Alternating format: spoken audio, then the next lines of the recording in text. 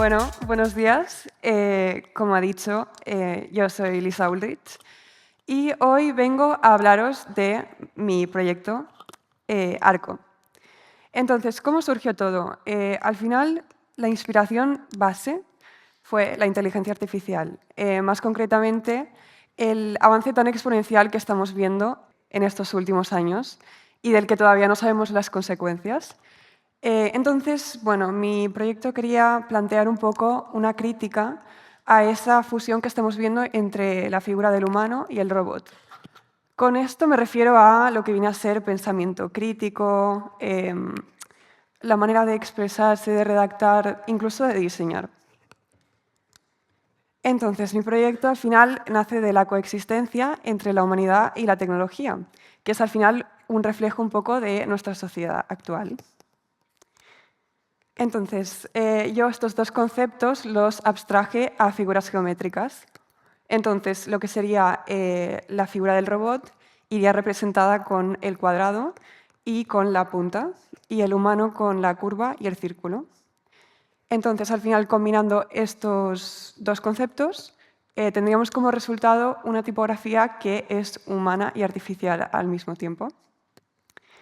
Entonces, bien, el naming. ¿Por qué se llama arco?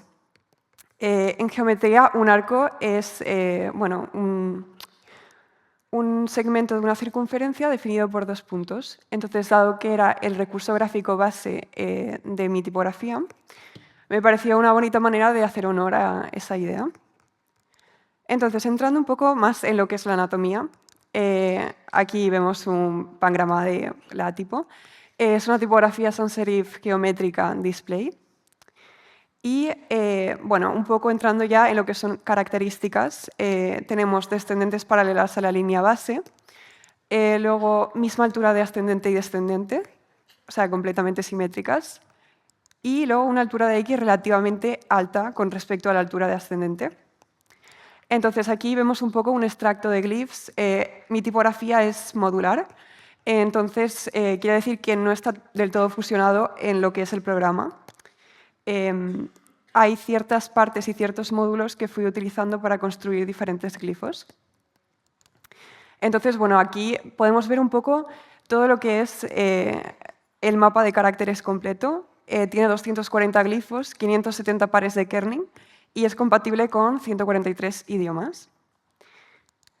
Entonces, aquí vemos, por ejemplo, los 6 diacríticos que diseñé, además de los 2 sets estilísticos para la A en caja alta y en caja baja, ya que la A era como el carácter más importante de mi tipo, ya que es la primera letra de su nombre, decidí hacer como un set diferente para, bueno, de forma adicional. Entonces, entrando en lo que es el espécimen editorial, tendríamos una pequeña pieza que condensa todo lo que os estoy explicando ahora, conceptos, inspiración, anatomía, bueno, un poco todos los tecnicismos que tiene un espécimen. Y aquí lo especial sería su formato, ya que el propio revela las dos figuras geométricas que había establecido, que son el círculo y el cuadrado. Entonces, cuando está cerrado, tiene forma de cuadrado, y cuando se despliega, como que forma un círculo, ¿no?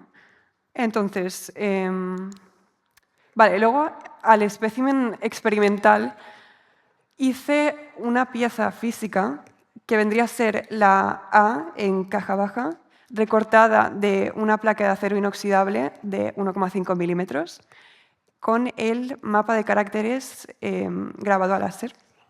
Entonces, bueno, lo que quería lograr con esta pieza era formar, bueno, digamos, de alguna manera explicar un poco más la personalidad de Arco de manera más visual, porque al final el espécimen editorial sí que es más técnico, quieras que no, entonces esta pieza como que digamos que es la base de todo. Y bueno, la idea de hacer dos especímenes está ligada a la narrativa de la dualidad que os estaba explicando. Entonces, el espécimen editorial de papel representaría el lado humano y el espécimen de metal representaría el lado robótico. Entonces, adicionalmente hice 2 pósters. El primero funciona a modo de espécimen compacto, de manera que está la tipografía aplicada en diferentes idiomas y en diferentes tamaños, y luego con el mapa de caracteres también. Y aquí lo distintivo es que la propia composición está diseñada para funcionar tanto en vertical como en horizontal. Entonces, de nuevo, como sale a relucir esa dualidad de la que estaba hablando antes entre las dos figuras. Y luego, para el póster experimental, sí que fue algo más libre.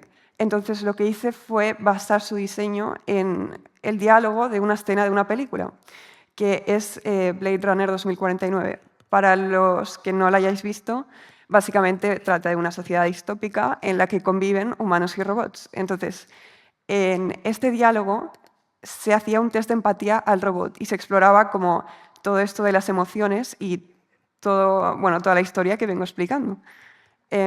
Y luego, como punto focal tenemos la A metálica, que también se relaciona con la pieza física. Y aquí sería un poco todos los pósters cómo conviven en conjunto. Y eso sería todo. Muchas gracias.